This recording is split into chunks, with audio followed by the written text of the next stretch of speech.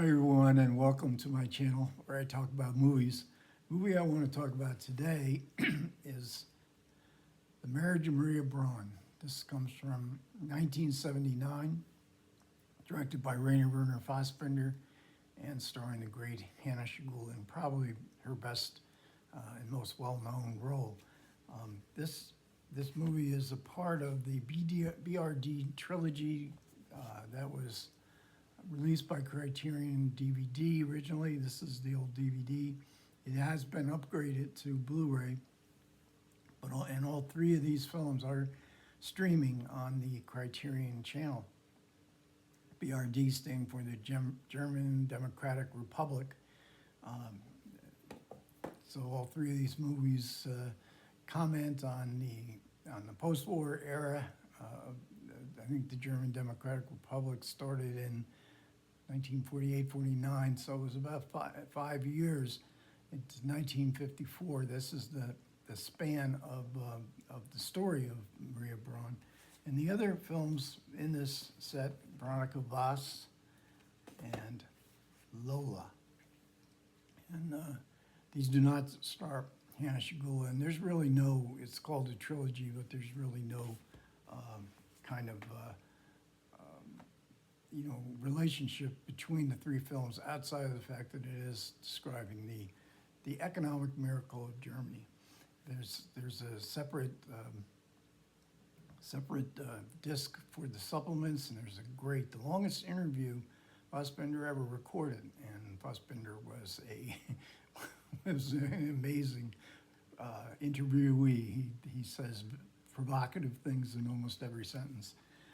So the film opens in the waning days of World War II in Berlin. There's a marriage. We see a marriage ceremony going on through the window of the registry office, and we see Maria Braun marrying Herman.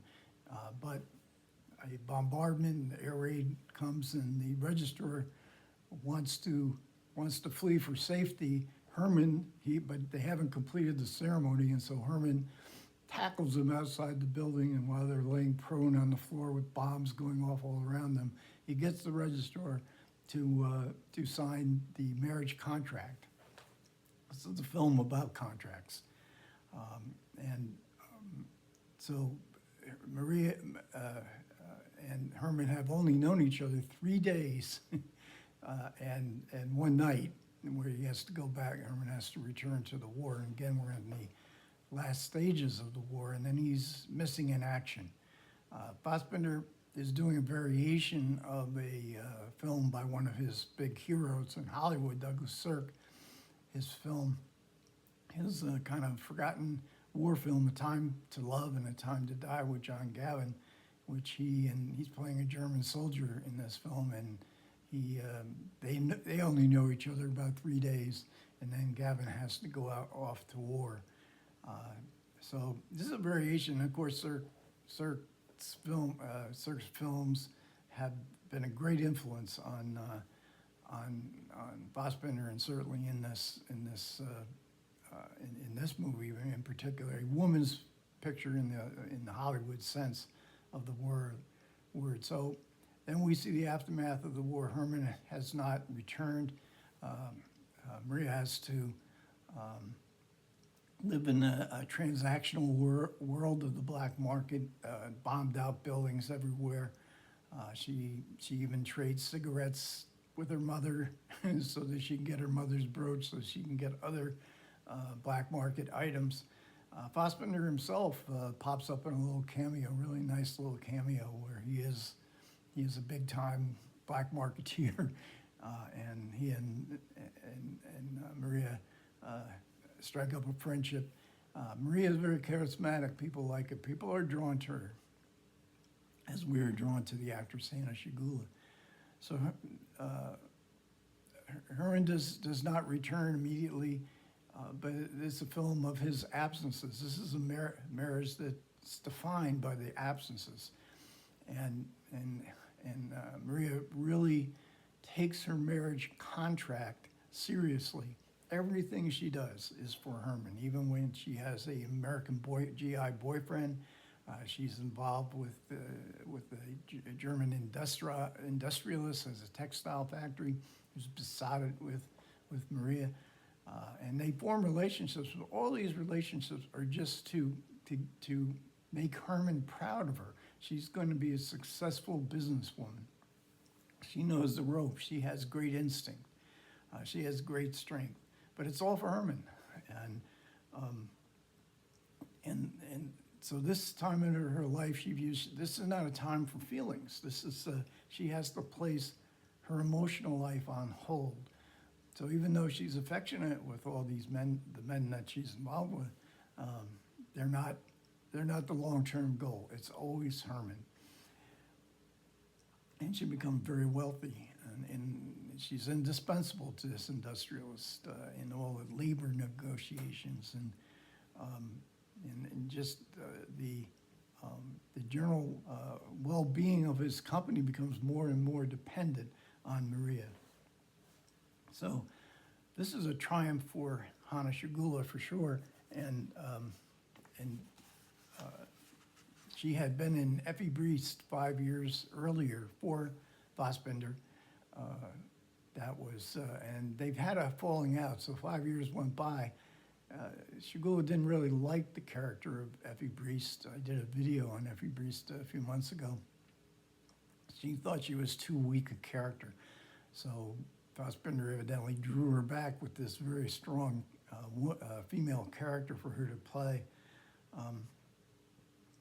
And the movie, when the movie went into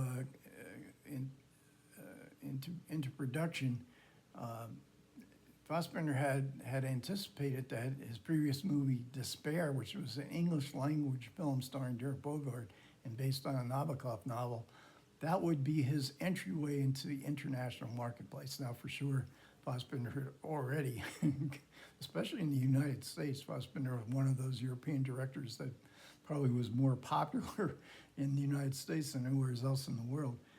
Although Marriage of Maria Braun was a huge hit in Germany. But Despair went to the Cannes Film Festival. The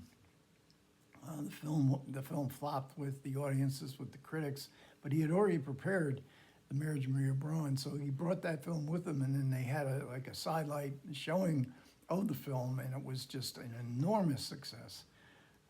And United Artists got the rights in Germany.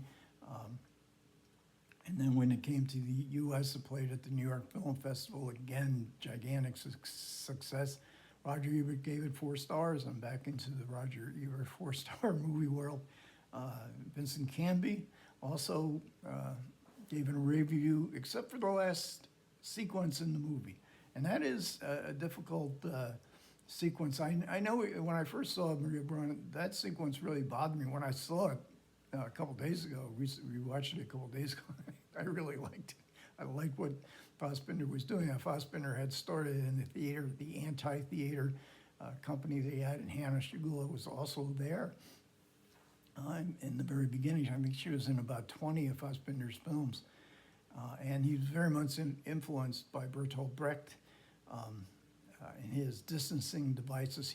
Brecht was against the audiences identifying with characters. He thought he wanted them to have an objective viewpoint in viewing characters. And Fassbinder pretty much followed that kind of dictum throughout his career, but there were exceptions, and certainly Maria Braun is an exception. This is a character that we're encouraged to identify with her plight, and we want to see her become happy and all the compromises that she makes along the way. So this is very different. This is more like a Hollywood woman's film in the 1930s. You could see Joan Crawford perhaps playing it. And again, the influence of Douglas Sirk on Fassbinder cannot be overstated, because Fassbinder clearly, states that he was aiming as his career. He was only, I think, 39 when he died, and they had a lot of films to go. And he was aiming to make films that would be that would appeal to audiences while also giving audiences a social critique, in which he saw in the films of Douglas Sirk. So Cirque, make women's pictures in the 1950s, and when you see All That Heaven Allows and Imitation of Life, these are films that are women's with great roles for women, just like here with Hanna Schygulla, but they also have probably a very subtle critique. Maybe not everybody saw the critique of American society, but Cirque meant it, and today, of course, it seems very obvious. So Cirque's influence, very big here. But really, this is a film that, I mean, Hanna Schygulla is just amazing here in this. Here's some shots from the movie. She's a genuine star. Here she is with her American GI boyfriend in the aftermath of the war and the destruction, and she needed these, and she had affection for her lovers, but she didn't view them as lovers. She viewed them as friends, and this is just a great performance. See, Schygulla, like I said, was in about 20 of the movies that Fassbinder made, but she was, even when in supporting roles, when she came up, the screen lit up, and she had a very particular quietness to her. She's still with us, I shouldn't say was, and just a kind of stare. She was great at reaction, as all movie stars are. Okay, thanks a lot for everybody who managed to listen. I do appreciate it. Comments are welcome. Take care.